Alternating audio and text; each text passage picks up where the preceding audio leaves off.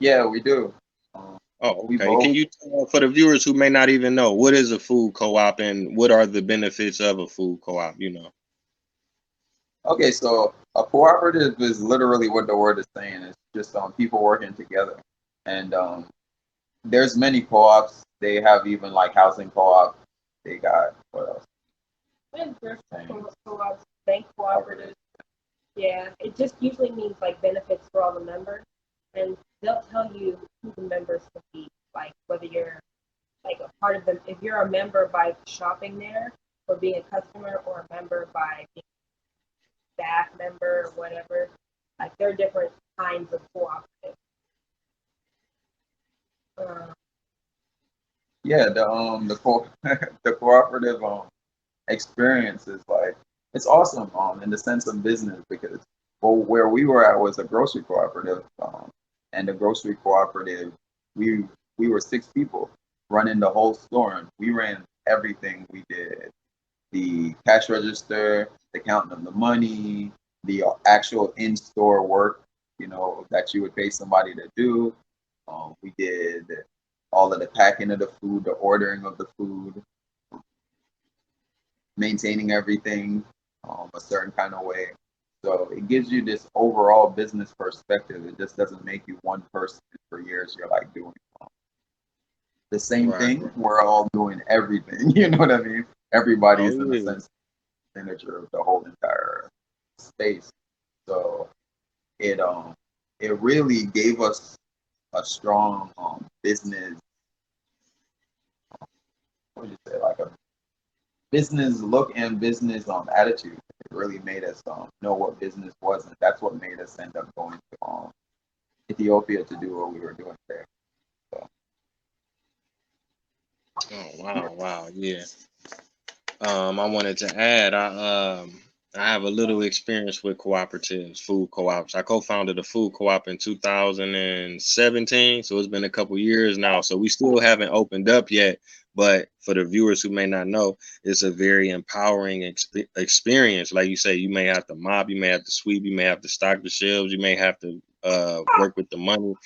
Everybody has to play a part, and we have more community control versus I'm the private owner and I get all of the money, I get all of the benefits, I make all of the rules and decisions. There's a lot of democratic yeah, um, leeway, I should say. People can vote on things, people can get elected to boards and different positions in a cooperative. And then some cooperatives, you can get a dividend, you can, get a profit, from running the co-op if you do good for that year.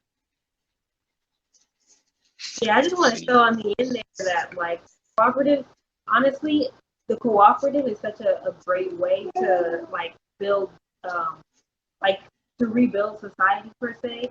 Like it's one of those things where it's actually it can really be a tool for change, but it really has to be driven by people who are like that's what they're trying to do. Like they have a mm-hmm. very specific mission in mind, and their goal is very like specific, and they know how to get to that goal, and they do it. So that's why cooperatives are so powerful.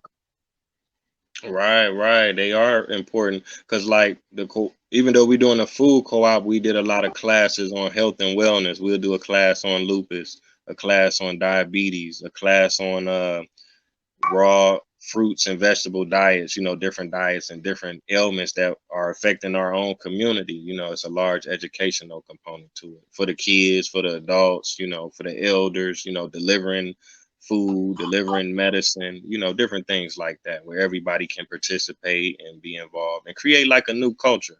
You know what I'm saying? So I That was the wanted word to, that was what did you say? culture. Oh, my I bad. said Say that that was the again. word that was in my head. Yeah, culture, create a new culture. Right, right. So, if you can you tell us a little bit about your experience as far as living in Ethiopia? What made you go out there, and how was it, and how long did you stay? Well, we went out to Ethiopia. I think in 2017. It was 2017. It was Yeah, late 2017, early 2018.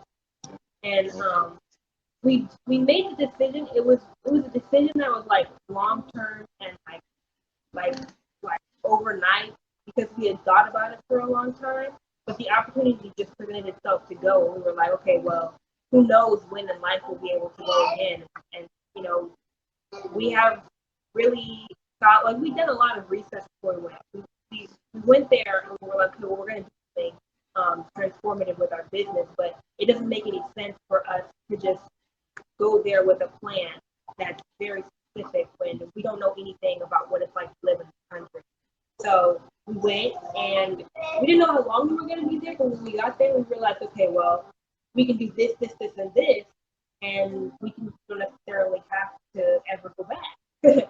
And I mean, we did a lot of that stuff, but there were things that happened along the way, like COVID, that made us have to come back because when they closed the borders, and that just changed the country's dynamics, and it was already, kind of going through some stuff. So it's like it's one of those things where we really identify with Ethiopia, and Ethiopia is a really important part of us. But right now, it's not the same situation as it was in 2017. So you really have to go there with a different mindset than back then. Okay, okay. But yeah, and okay. So, and my first time there was in 2004. I was 17, and Wow. yeah, it was very different back then. People didn't even have phones or anything like that.